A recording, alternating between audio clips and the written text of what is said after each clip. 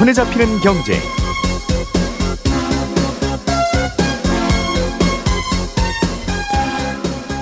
안녕하십니까, 이진우입니다. 손에 잡히는 경제가 뽑은 오늘의 숫자는 700%입니다.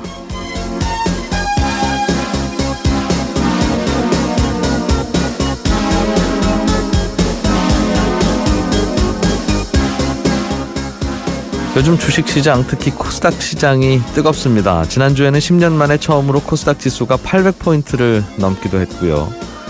지난 9월 말부터 2달 사이에만 이 코스닥 주가 지수가 20% 이상 급등했습니다. 특히 몇 년째 계속 적자만 기록하고 있는 어떤 바이오 기업은 주가가 1년 동안 무려 700% 가까이 오르기도 했습니다. 적자 기업에 투자자가 몰린다는 건 지금은 적자지만 미래에는 흑자를 많이 기록할 거라는 미래 가치를 높게 본다는 뜻이기도 하겠죠. 물론 투기 목적의 투자자들도 많을 것이고, 기대한 만큼의 실적이 나오지 않으면 주가는 다시 또 제자리를 찾아갈 테지요. 아무튼 이렇게 현재의 상태보다는 미래의 가치를 따지는 판단이 이제는 주식시장뿐만 아니라 대출을 받을 때도 이루어지게 됩니다. 정부가 가계 후속 대책을 내놓았는데요. 은행이 대출을 해줄 때 최근 1년치 소득만 보는 게 아니라 최근 2년간의 소득 추세를 보고 장래 소득 증가가 예상될 때는 소득 증가분을 대출 한도에 반영해주는 방안을 확정했습니다. 쉽게 말하면 코스닥 기업처럼 지금은 적자지만 미래 가치가 높다고 판단되면 대출을 많이 해주겠다, 이 말인데요. 은행의 정확한 판단 능력이 물론 전제돼야겠지만, 생각해보면 미래에 갚을 빚이라면 미래의 소득을 따지는 게 좀 더 합리적이긴 한 것도 같지요?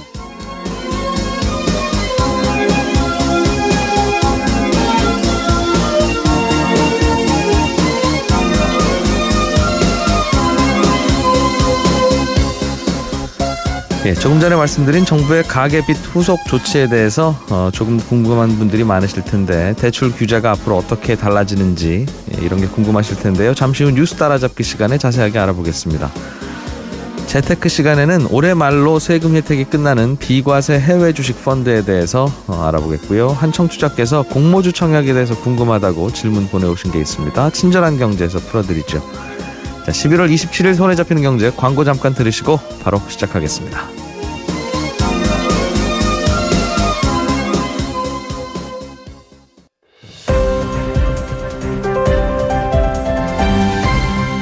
이진우의 손에 잡히는 경제.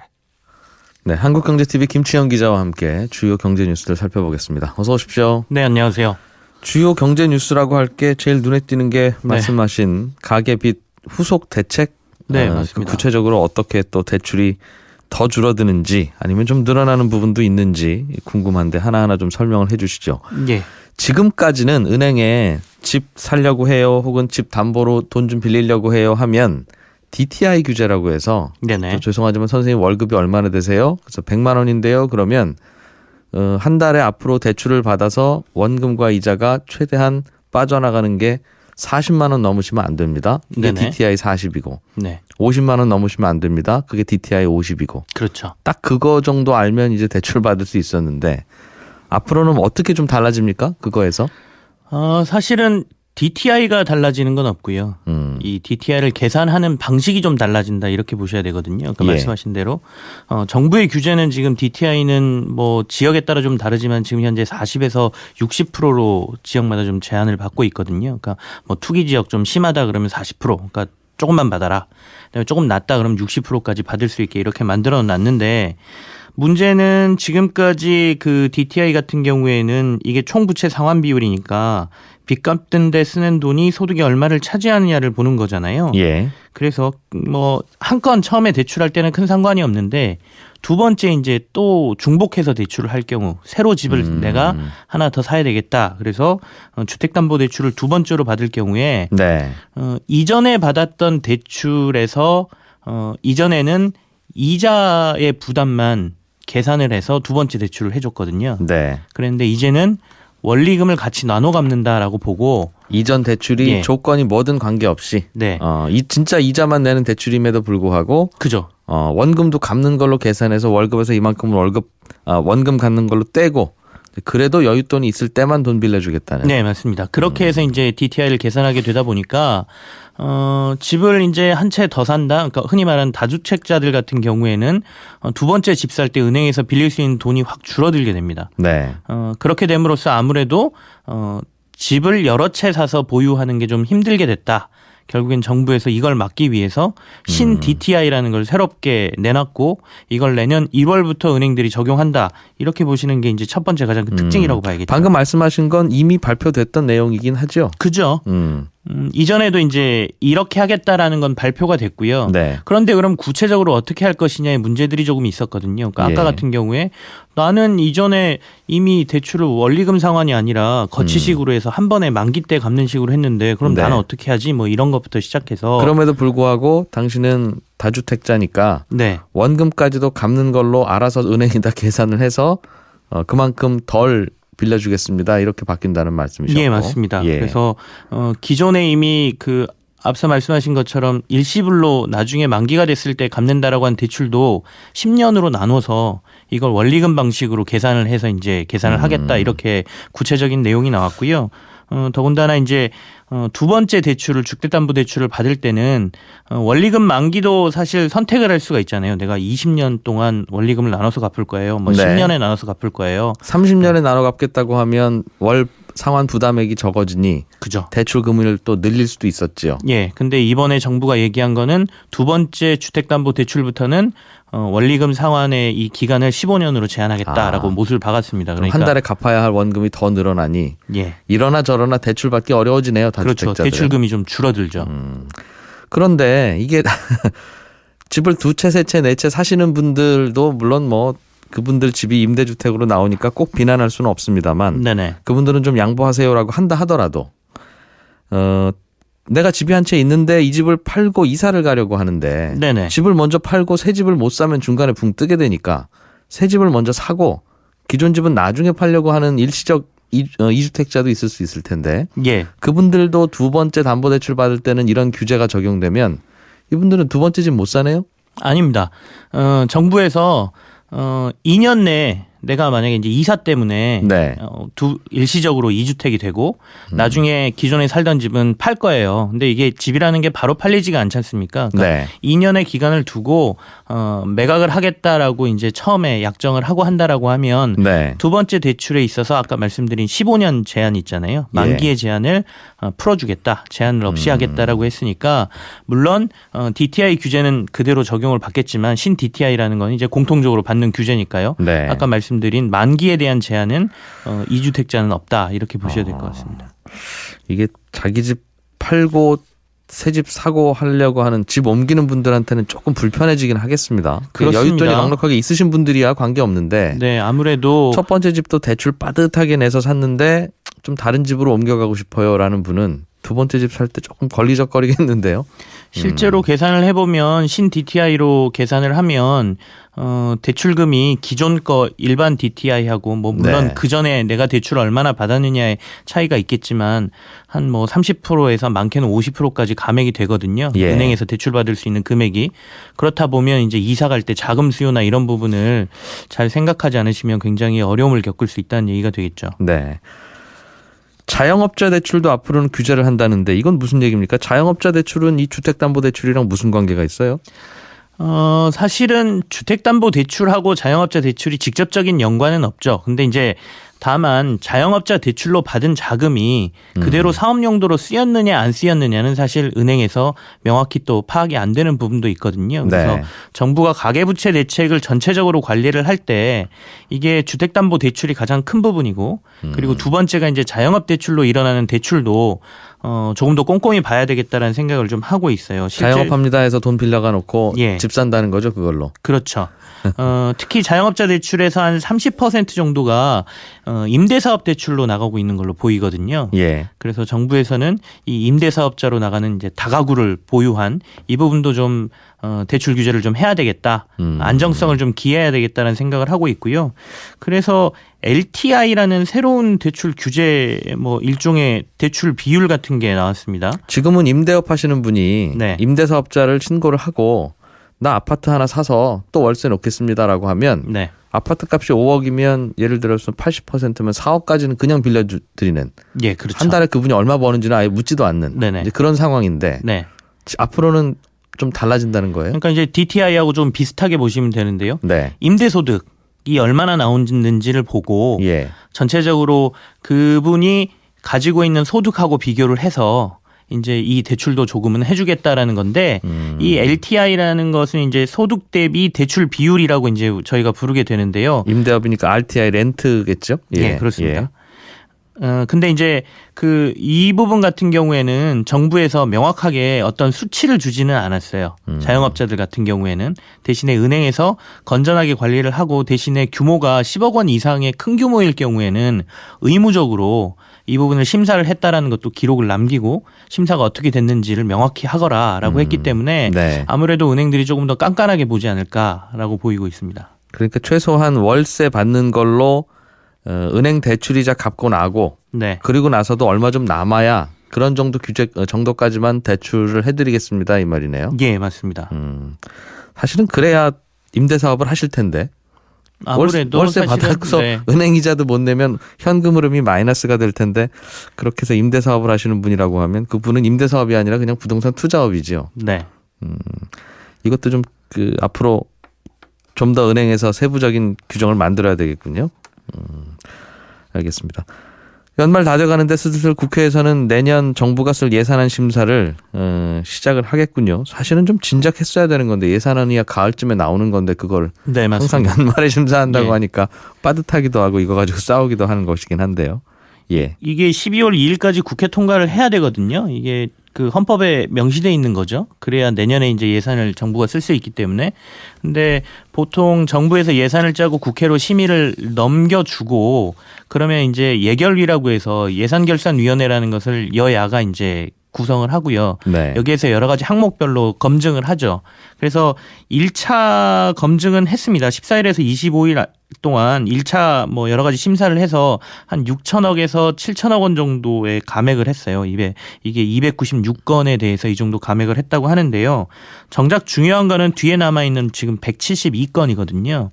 여기가 이제 핵심 사안들이 거의 다 들어가 있습니다. 그러니까 지금 문재인 대통령이 국정과제로 추진하고 있는 뭐 최저임금제 뭐 지원하는 부분, 그러니까 네. 자영업자들이나 이런 부분들에게 내년에 지원하는 예산부터 시작해서 뭐 일자리 정책의 컨트롤 타워 역할을 하고 있는 일자리 위원회에 뭐 배정된 예산이라든지 네. 여러 가지 핵심 예산들이 있는데 이게 사실은 여야가 가장 강하게 충돌하는 부분이거든요.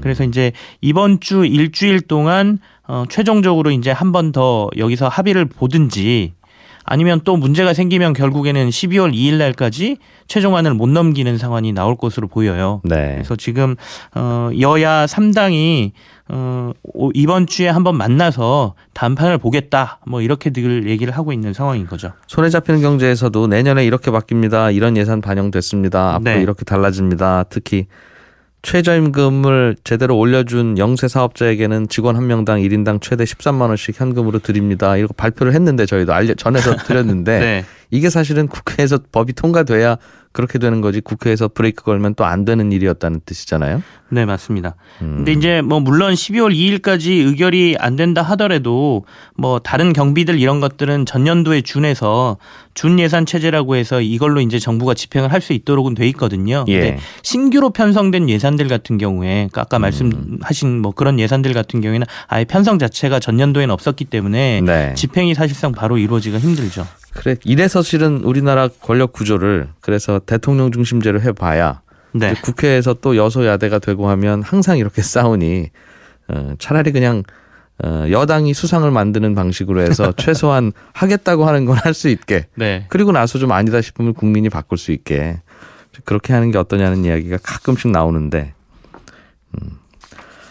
광군제 블랙 프라이데이 얘기 좀 해보죠. 예, 이게 다른 나라에서 하는 인터넷 쇼핑하기 싸게 해주는 건데 네. 우리야 인터넷 쇼핑밖에 못하는 거니까 해외 업체들이 사상 최대 매출을 올렸다는 소식들이 전해지던데 우리나라에서도 이렇게 해외 물건산 직구 규모가 2조 원어치를 넘었어요? 이건 연간으로 봤을 때 올해 2조를 넘을 것 같다는 얘기고요. 네. 지금 상반기 기준으로만 봐도 우리나라에서 해외 물건들 인터넷 등으로 사들인 직구가 1조 원이 넘었습니다. 근데 이제 지금 11월하고 12월이 제일 시즌이잖아요. 그래서 이때 매출들이 엄청나게 많이 오르거든요. 그래서 올해는 당연히 지금 2조 원을 넘길 것이라는 얘기고요. 네. 2013년도에 연간 기준으로 처음으로 우리나라에서 직구 규모가 1조 원을 넘었거든요. 그러니까 4년여 만에 2배 이상 이 직구 규모가 뭐 폭증을 했다 이렇게 볼 수가 있는데 이제 문제는 그런 거죠. 그러니까 경제적인 입장에서 국가에서 봤을 때는 이 소비가 국내에서 일어나면 얼마나 좋겠냐. 뭐 파는 사람도 좋고 제조하는 사람도 좋고 이게 임금으로 가면 또 소비도 늘고 네. 뭐 이런 건데 사실 소비자 입장에서 물건을 딱 보고 있으면 가격 차이가 50% 이상 나면 이건 네. 저쪽으로 살 수밖에 없는 거잖아요. 그래서 왜 우리나라에서는 이렇게 세일을 못할까 이런 얘기들이 지금 나오고 있는 것이죠. 왜 못한답니까? 우리나라는 그만큼. 그러니까 심지어는 우리나라에서 만든 제품이에요. 우리나라 네. 가전회사가 만든 TV 뭐 가전제품들이 그죠. 미국에서 파는데 우리나라보다 훨씬 더 싸요. 네. 배 타고 왔다 갔다 하는데. 네. 그럼 도대체 저 배값은 누가 내주는 거예요?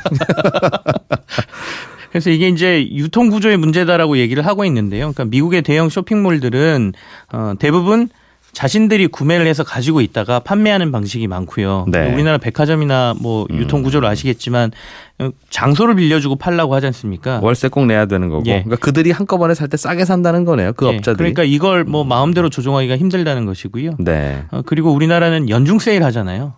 그러다 보니까 연말에 대규모 세일도 좀 힘든데 미국이나 이런 데는 올해 끝나면 내년 거 블랙 프라이데이 수요를 벌써 준비해서 내년 걸 연말에 세일을 하거든요. 뭐 이런 거부터 제조회사들이 조금 뭐 독점적으로 하고 있기 때문에 제조사들이 굳이 우리나라에서 이렇게 세일 안 해도 네. 장사할 수 있다. 뭐 이런 품목들도 좀 있는 것 같고요. 한국경제TV 김치영 기자였습니다. 고맙습니다. 네, 감사합니다. 알아야 될 것들 많이 안내를 해주고 눈높이에 딱 맞는 만인의 경제 과외 선생님.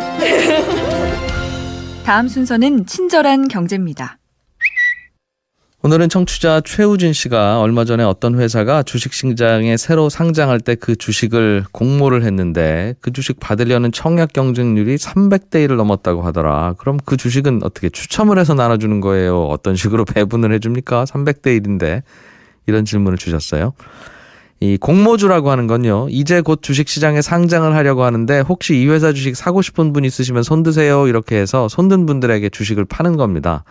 어떤 회사의 주식을 주식시장에 상장한다는 건 이제부터 그 회사 주식을 일반인들도 누구나 사고 팔 수 있게 한다는 뜻인데요. 그런데 그 회사 주식을 누구나 살 수 있게 하려면 그 회사 주식을 파는 사람이 있어야 사는 사람도 있지 않겠습니까? 주식시장에 그래서 상장을 한 다음에 이제 주식을 회사에서 매일 10주씩 찍어서 주식시장에 하루하루 내다 팔아도 되기는 하지만 그러면 번거롭잖아요. 그래서 아예 상장을 하는 날 수십만 주, 수백만 주를 일반인들에게 일제히 팝니다. 그렇게 사셔서 앞으로 그걸 이제 사고 팔고 하시라는 거죠. 그렇게 한꺼번에 주식을 내다 파는 걸 공모주라고 하고 그 주식을 사는 걸 공모주 청약이라고 하는데요. 쉽게 말하면 지금까지는 주식시장에서 거래 안 되던 주식을 이제 새로 처음 거래가 시작될 때 그때 사는 겁니다. 그런데 대개 아파트도 분양가보다 실제 거래 가격이 높은 경우가 더 많듯이 주식의 공모가도 대개는 조금 싸게 책정되는 경우가 많아서 인기 있는 주식은 뭐 서로 사려고 경쟁을 하거든요. 근데 만약 그게 주식이 아니라 아파트였다면 경쟁률이 300대 1 정도 되면 이제 청약 통장 오래 갖고 계셨던 분들이나 뭐 저소득자나 자녀 많은 분들이나 이런 기준으로 우대를 해서 당첨자를 골라내는데 주식은 그런 기준 없이 그냥 경쟁률을 바로 적용해서 나눠줍니다. 즉 경쟁률이 100대 1이면 100만 원어치 신청하신 분은 만 원어치 주식 받아가는 거고요. 200만 원어치 신청하신 분은 2만 원어치 받아가는 그런 방식입니다. 이 공모주 청약의 경쟁률은 대학 입시 원서 접수하는 것처럼 접수 마지막 날까지 청약을 받아봐야 아는 거라서 한 주라도 더 받고 싶은 분들은 뭐 여기저기 돈 끌어다가 신청하는 경우도 많습니다. 다만 이것도 모든 사람들에게 다 무조건 평등하게 배정되는 건 아니고요. 그 안을 들여다보면 펀드에는 좀 더 배정을 많이 해줍니다. 또 평소에 증권사에서 거래를 어느 정도 하신 고객들에게는 조금 더 주기도 하고요. 그래서 뭐 공모주 많이 받으시려면 공모주 펀드에 아예 가입하는 분도 계시고 또 생전 처음 가는 증권사인데 저기서만 공모주를 팔면 그 증권사에서 거래 실적 쌓느라고 괜히 사고 팔고 하기도 하고 예 그런 경우도 있습니다. 친절한 경제였습니다.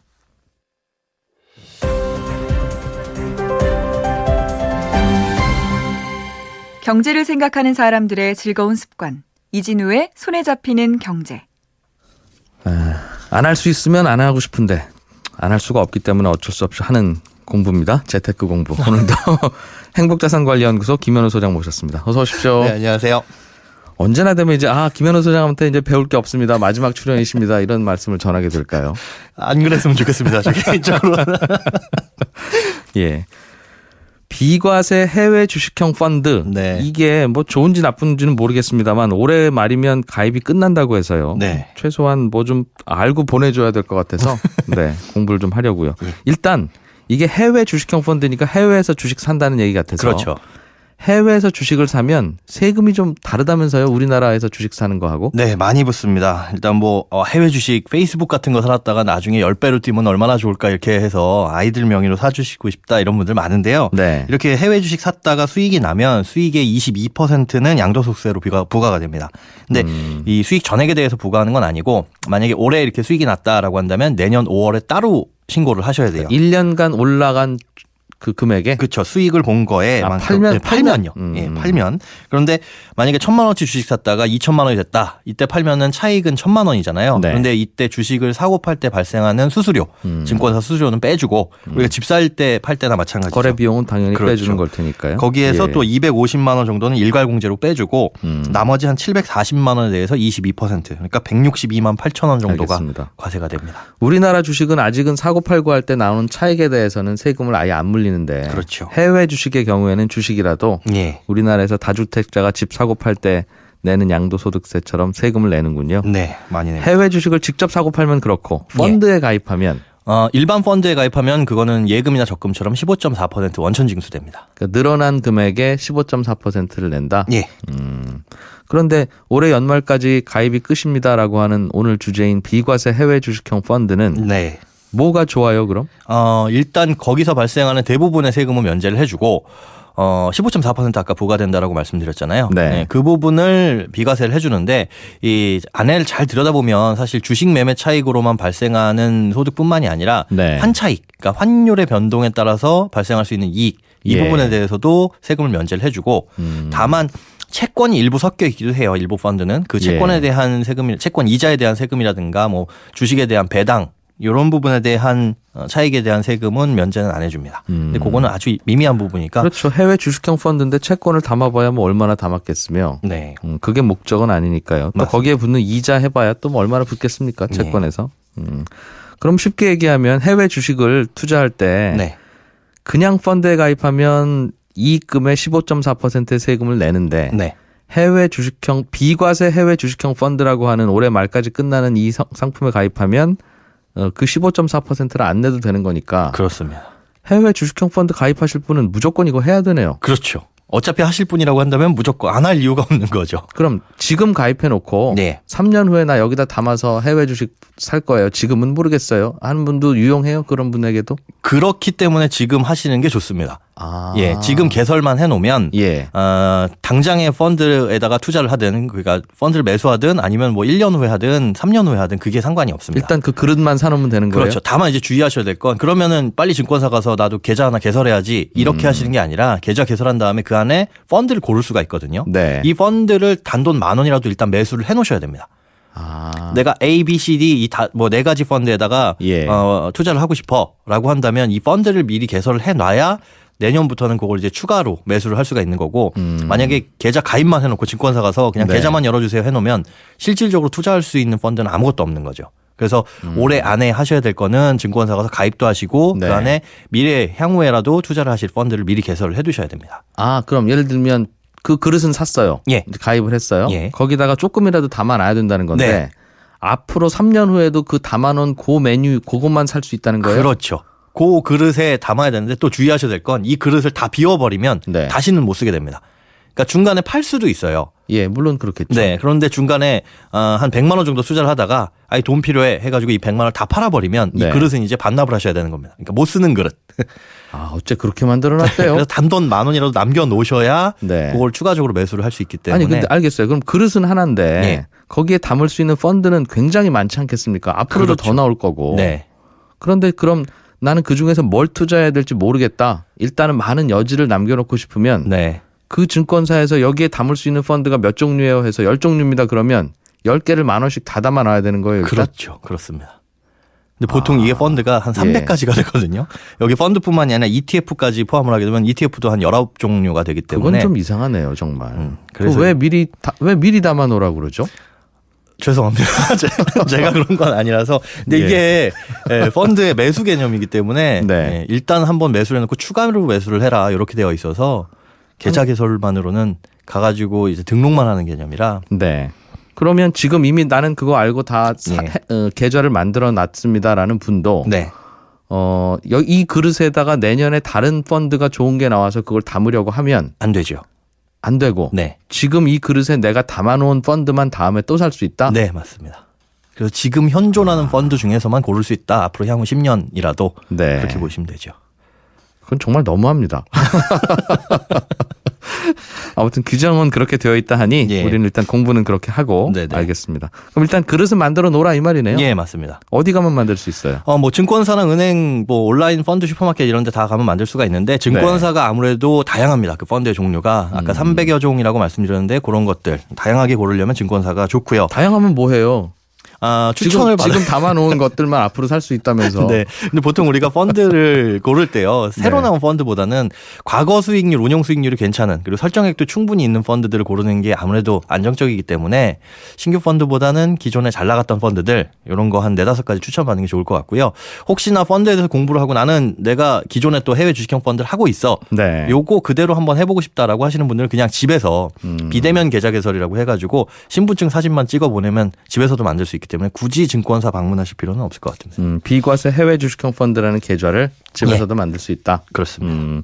만들어 놓고 기존에 해외 투자하고 있는 걸 거기다 담을 수도 있어요? 그럴 수는 없습니다. 기존에 하고 있던 걸 담을 수는 없고 이 계좌 안에 새로 개설을 해야 되기 때문에 기존에 만약에 주식형 펀드를 하고 있다라고 해도 이걸 담거나 아니면 네. 뭐 변경을 하거나 이럴 수는 없습니다.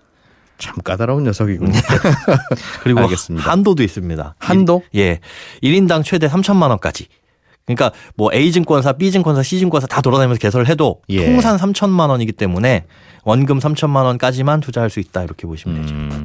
그럼 이거를 굳이 왜 하나 이런 생각은 들긴 하는데 했다가 이익될 만한 걸 가만히 생각해 보면 예. 3천만 원어치를 내년이든 내후년이든 혹은 지금이든 펀드 투자를 해서 그렇죠. 이게 아주 운 좋게 6천만 원이 됐다고 상상을 하면 네. 이 그릇을 안 만들었으면 그 차액 3천만 원어치에 대해서는 15.4% 세금을 낼 텐데 그렇죠. 약 한 4,500만 원 정도. 네. 여기다 다행히 넣어놨으면 그걸 안 낸다는 거네요. 네, 맞습니다. 알겠습니다. 그릇 만드는 게 중요한 게 아니라 그 안에다가 도대체 무슨 메뉴를 내가 미리 먹겠다고 담아놔야 되는지 예. 그게 참 고민이겠네요. 맞습니다. 사실은 중요한 게 그겁니다. 이제 가서 어떤 펀드, 어떤 음식을 먹겠다고 메뉴를 만들어 놓느냐, 그게 중요하고. 네. 여러 군데 증권사에서 뭐 하시는 분들도 계세요. 그런데 그렇게 하실 때 유의하셔야 될 점은 증권사별로 이제 한도가 설정이 되거든요. 네. 그러니까 A증권사 가서는 1,000만 원, B증권사 가서는 1,000만 원, 뭐 C증권사 가서 1,000만 원 이렇게. 아예 가입할 때도 한도를 정해놔야 돼요. 네. 그 한도 아. 내에서만 가능합니다. 그러니까 여러 증권사 가게 되면 오히려 그게 더 복잡해질 수가 있어서 미리 딱 골라놨다. 그럼 올해 안에는 그 한도 조정이 가능한데 내년부터는 그것도 불가능합니다. 그릇 사이즈도 정해서 사야 되는데 예. 내가 내후년에 사고 싶어하는 펀드를 A증권사가 아니라 B증권사에서만 팔면 예. A증권사 그릇 비우고 B증권사로 갈래요? 이것도 안 된다는 그것도 거고. 올해 안에만 그게 조정이 되고 내년에는 그 조정이 안 되니까 올해 안에 하실 때 그걸 좀 신중하게 선택을 하셔야 됩니다. 네. 이게 화나는데 가입 안 해버릴까 싶긴 한데. 그래도 좋은 점이 이게 네. 10년 동안은 비과세니까 보험처럼 뭐 10년을 유지해야 된다 이런 건 아니거든요. 예. 그러니까 10년 안에 수익이 나면 개인적으로 뭐 중간에 환매를 하든 뭐 하든 좀 자유롭기 때문에 일단 해두셨다가 나중에 선택을 하셔도 괜찮을 것 그러게요. 같아요. 또 일단 해두면 또 해외 투자에 관심은 갖게 되고 여러 가지 공부가 되는 게 좋긴 한데 네. 요즘은 원화가 자꾸 강세가 되는 분위기잖아요. 네. 그 말은 달러 가격이 자꾸 떨어지고 있다는 싸신다. 뜻이고 그렇죠. 그리고 이게 계속 될 가능성이 높다고 보면 지금 미국 주식 사놨다가 예. 그 주식은 10% 오르더라도 네. 달러 가격이 10% 떨어지면 그러면 그렇죠. 그래서 요즘 해외 투자 시작할 때인가 하는 생각은 들기는 합니다. 네, 만약에 그게 걱정되면 이걸 네. 환해지라고 합니다. 환율의 변동에는 손해도 없고 이익도 없는 그렇게 네. 환해지가 된 펀드들을 고르시면 그 달러 변동, 환율 변동에 따른 위험은 없다라고 보시면 되죠. 그렇긴 하죠. 예. 근데 또 알아보면 요즘처럼 달러 가격이 떨어질 것 같은 분위기에서 환해지를 하러 가면 예. 환해지 비용에 그 분위기가 다 이미 다 반영이 되어 있어서 네. 그 비용이나 비슷하더군요. 예. 공부 잘했습니다. 고맙습니다. 네, 고맙습니다. 행복자산관리연구소 김현우 소장이었습니다.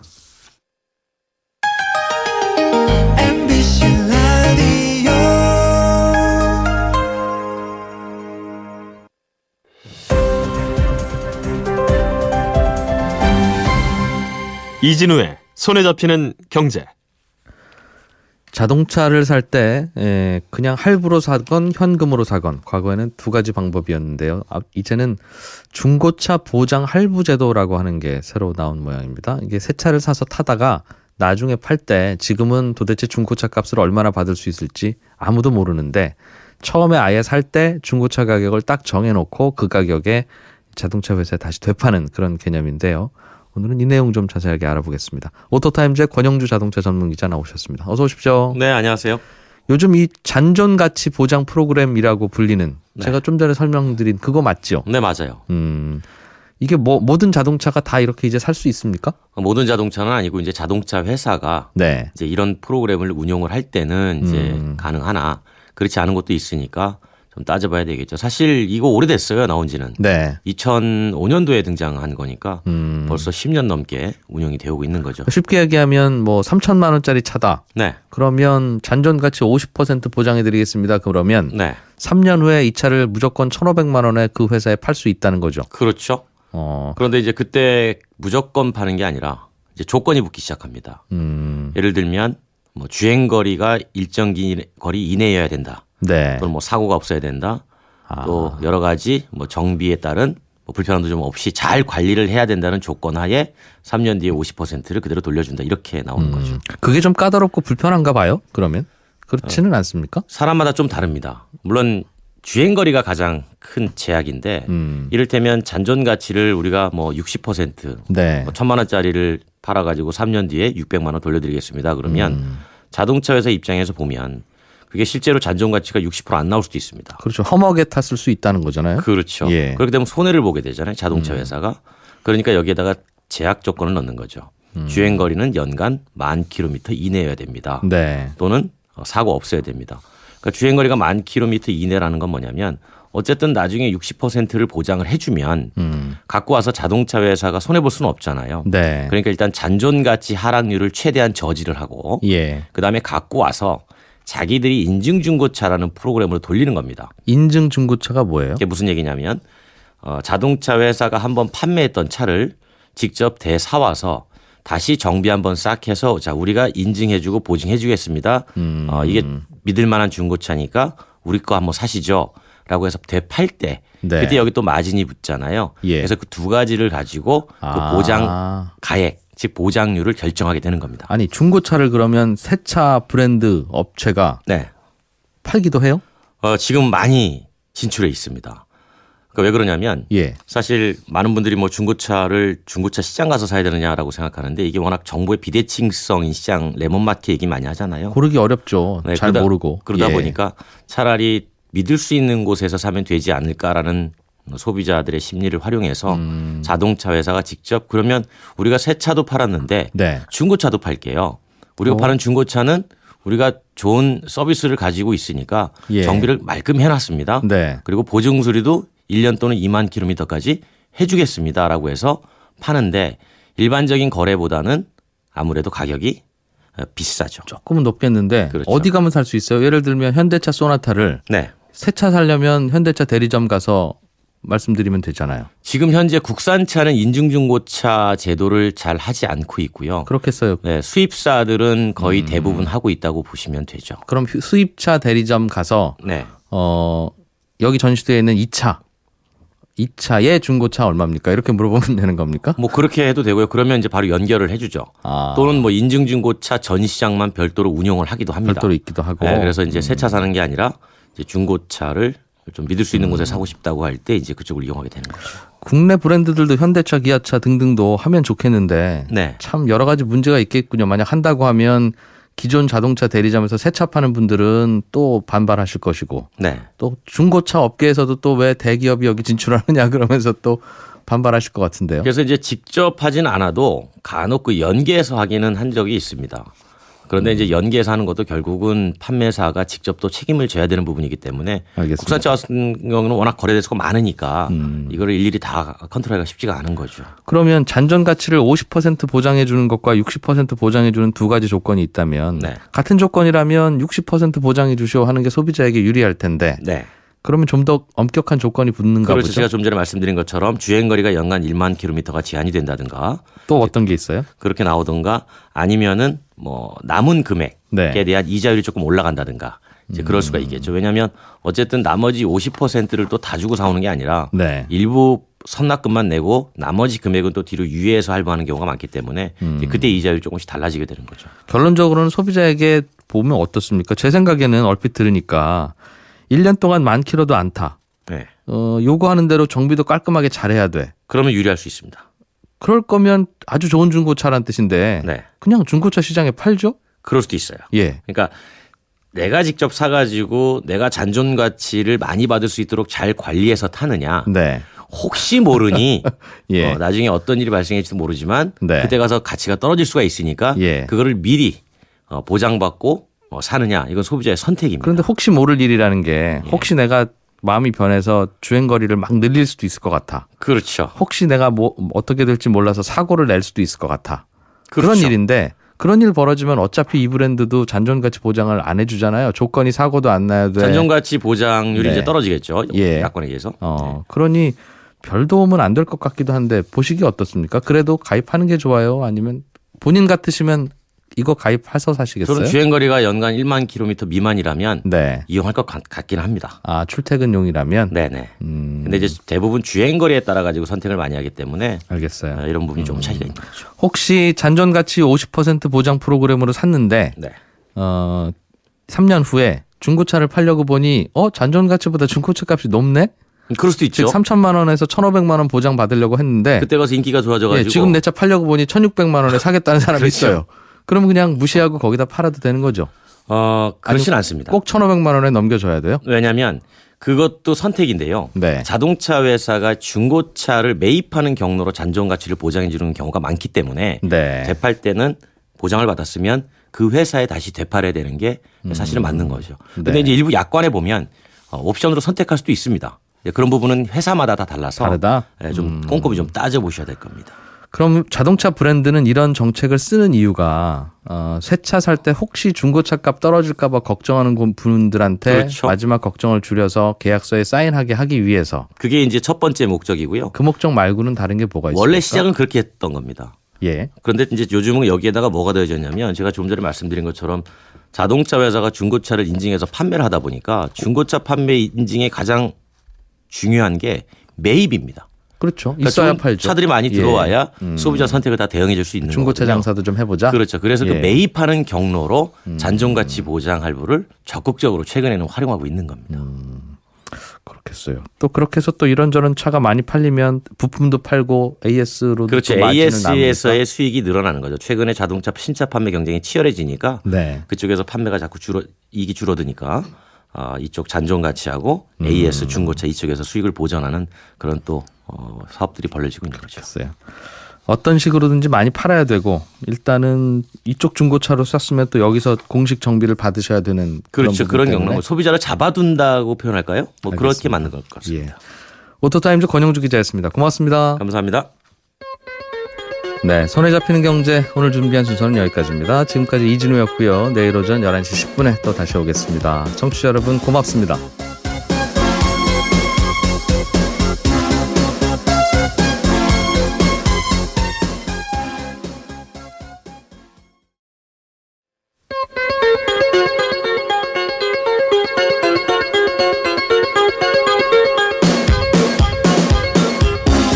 이진우의 손에 잡히는 경제.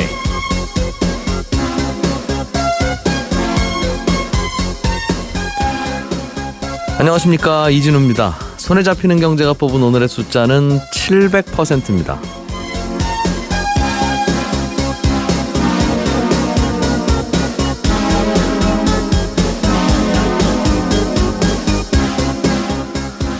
요즘 주식시장, 특히 코스닥 시장이 뜨겁습니다. 지난주에는 10년 만에 처음으로 코스닥 지수가 800포인트를 넘기도 했고요. 지난 9월 말부터 2달 사이에만 이 코스닥 주가 지수가 20% 이상 급등했습니다. 특히 몇 년째 계속 적자만 기록하고 있는 어떤 바이오 기업은 주가가 1년 동안 무려 700% 가까이 오르기도 했습니다. 적자 기업에 투자자가 몰린다는 건 지금은 적자지만 미래에는 흑자를 많이 기록할 거라는 미래 가치를 높게 본다는 뜻이기도 하겠죠. 물론 투기 목적의 투자자들도 많을 것이고 기대한 만큼의 실적이 나오지 않으면 주가는 다시 또 제자리를 찾아갈 테지요. 아무튼 이렇게 현재의 상태보다는 미래의 가치를 따지는 판단이 이제는 주식시장뿐만 아니라 대출을 받을 때도 이루어지게 됩니다. 정부가 가계 후속 대책을 내놓았는데요. 은행이 대출을 해줄 때 최근 1년치 소득만 보는 게 아니라 최근 2년간의 소득 추세를 보고 장래 소득 증가가 예상될 때는 소득 증가분을 대출 한도에 반영해주는 방안을 확정했습니다. 쉽게 말하면 코스닥 기업처럼 지금은 적자지만 미래 가치가 높다고 판단되면 대출을 많이 해주겠다 이 말인데요. 은행의 정확한 판단 능력이 물론 전제돼야겠지만 생각해보면 미래에 갚을 빚이라면 미래의 소득을 따지는 게 좀 더 합리적이긴 한 것도 같지요?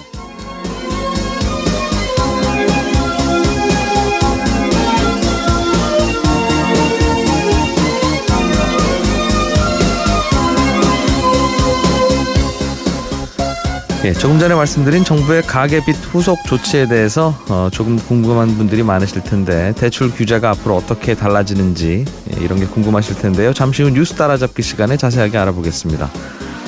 재테크 시간에는 올해 말로 세금 혜택이 끝나는 비과세 해외 주식 펀드에 대해서 알아보겠고요. 한 청취자께서 공모주 청약에 대해서 궁금하다고 질문 보내오신 게 있습니다. 친절한 경제에서 풀어드리죠. 자, 11월 27일 손에 잡히는 경제 광고 잠깐 들으시고 바로 시작하겠습니다.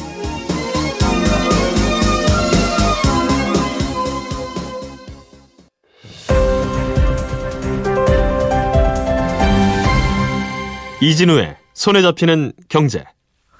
네, 한국경제TV 김치영 기자와 함께 주요 경제 뉴스를 살펴보겠습니다. 어서 오십시오. 네, 안녕하세요. 주요 경제 뉴스라고 할 게 제일 눈에 띄는 게 말씀하신 가계빚 후속 대책. 네, 맞습니다. 구체적으로 어떻게 또 대출이 더 줄어드는지 아니면 좀 늘어나는 부분도 있는지 궁금한데 하나하나 좀 설명을 해 주시죠. 예. 지금까지는 은행에 집 살려고 해요 혹은 집 담보로 돈 좀 빌리려고 해요 하면 DTI 규제라고 해서 네네. 죄송하지만 선생님 월급이 얼마나 되세요? 그래서 100만 원인데요. 그러면 한 달에 앞으로 대출을 받아서 원금과 이자가 최대한 빠져나가는 게 40만 원 넘으시면 안 됩니다. 그게 네네. DTI 40이고 네. 50만 원 넘으시면 안 됩니다. 그게 DTI 50이고 그렇죠. 딱 그거 정도 알면 이제 대출 받을 수 있었는데 앞으로는 어떻게 좀 달라집니까? 그거에서? 사실은 DTI가 달라지는 건 없고요. 이 DTI를 계산하는 방식이 좀 달라진다 이렇게 보셔야 되거든요. 그 말씀하신 대로 정부의 규제는 지금 DTI는 지역에 따라 좀 다르지만 지금 현재 40에서 60%로 지역마다 좀 제한을 받고 있거든요. 그러니까 투기 지역 좀 심하다 그러면 40%, 그러니까 조금만 받아라. 그다음에 조금 낮다 그러면 60%까지 받을 수 있게 이렇게 만들어 놨는데 문제는 지금까지 그 DTI 같은 경우에는 이게 총부채 상환 비율이니까 빚 갚는 데 쓰는 돈이 소득이 얼마를 차지하느냐를 보는 거잖아요. 예. 그래서 한 건 처음에 대출할 때는 큰 상관이 없는데 두 번째 이제 또 중복해서 대출을 할 경우 새로 집을 내가 하나 더 사야 되겠다. 그래서 주택담보대출을 두 번째로 받을 경우에 네. 이전에 받았던 대출에서 이전에는 이자의 부담만 계산을 해서 두 번째 대출을 해줬거든요. 네. 그런데 이제는 원리금을 같이 나눠 갚는다라고 보고 이전 대출이 조건이 뭐든 관계없이 네. 진짜 이자만 내는 대출임에도 불구하고 그죠. 원금도 갚는 걸로 계산해서 월급에서 이만큼을 원금 갚는 걸로 떼고 그래도 여윳돈이 있을 때만 돈 빌려주겠다는. 네, 맞습니다. 그렇게 해서 이제 DTI를 계산하게 되다 보니까 집을 이제 한 채 더 산다. 그러니까 흔히 말하는 다주택자들 같은 경우에는 두 번째 집 살 때 은행에서 빌릴 수 있는 돈이 확 줄어들게 됩니다. 네. 그렇게 됨으로써 아무래도 집을 여러 채 사서 보유하는 게 좀 힘들게 됐다. 결국엔 정부에서 이걸 막기 위해서 신 DTI라는 걸 새롭게 내놨고 이걸 해지긴 하겠습니다. 그렇습니다. 여윳돈이 넉넉하게 있으신 분들이야 관계없는데 네, 아무래도 첫 번째 집도 대출 빠듯하게 내서 샀는데 좀 다른 집으로 옮겨가고 싶어요라는 분은 두 번째 집 살 때 조금 걸리적거리겠는데요. 실제로 계산을 해보면 신 DTI로 계산을 하면 대출금이 기존 거 일반 DTI하고 뭐 물론 네. 그 전에 내가 대출을 얼마나 받았느냐의 차이가 있겠지만 한 뭐 30%에서 많게는 50%까지 감액이 되거든요. 예. 은행에서 대출 받을 수 있는 금액이. 그렇다 보면 이제 이사 갈 때 자금 수요나 이런 부분을 잘 생각하지 않으시면 굉장히 어려움을 겪을 수 있다는 얘기가 되겠죠. 네. 자영업자 대출도 앞으로는 규제를 한다는데 이건 무슨 얘기입니까? 자영업자 대출은 이 주택담보대출이랑 무슨 관계가 있어요? 사실은 주택담보대출하고 자영업자 대출이 직접적인 연관은 없죠. 근데 이제 다만 자영업자 대출로 받은 자금이 그대로 사업 용도로 쓰였느냐 안 쓰였느냐는 사실 은행에서 명확히 또 파악이 안 되는 부분도 있거든요. 그래서 네. 정부가 가계부채 대책을 전체적으로 관리를 할 때 이게 주택담보대출이 가장 큰 부분이고 그리고 두 번째가 이제 자영업 대출로 일어나는 대출도 조금 더 꼼꼼히 봐야 되겠다라는 생각을 좀 하고 있어요. 자영업합니다 해서 돈 빌려가 놓고 예. 집 산다는 거죠, 그걸로. 그렇죠. 특히 자영업자 대출에서 한 30% 정도가 임대사업 대출로 나가고 있는 걸로 보이거든요. 예. 그래서 정부에서는 이 임대사업자로 나가는 이제 다가구를 보유한 이 부분도 좀 대출 규제를 좀 해야 되겠다. 안정성을 좀 기해야 되겠다는 생각을 하고 있고요. 그래서 LTI라는 새로운 대출 규제 뭐 일종의 대출 비율 같은 게 나왔습니다. 지금은 임대업 하시는 분이 네. 임대사업자를 신고를 하고 나 아파트 하나 사서 또 월세 놓겠습니다라고 하면 네. 아파트 값이 5억이면 예를 들어서 80%면 4억까지는 그냥 빌려드리는 예, 그렇죠. 한 달에 그분이 얼마 버는지는 아예 묻지도 않는 네네. 이제 그런 상황인데 네. 앞으로는 좀 달라진다는 거예요? 그러니까 이제 DTI하고 좀 비슷하게 보시면 되는데요. 네. 임대소득이 얼마나 나오는지를 보고 예. 전체적으로 그분이 가지고 있는 소득하고 비교를 해서 이제 이 대출도 조금은 해주겠다라는 건데 이 LTI라는 것은 이제 소득 대비 대출 비율이라고 이제 저희가 부르게 되는데요. 임대업이니까 RTI 렌트겠죠? 예, 그렇습니다.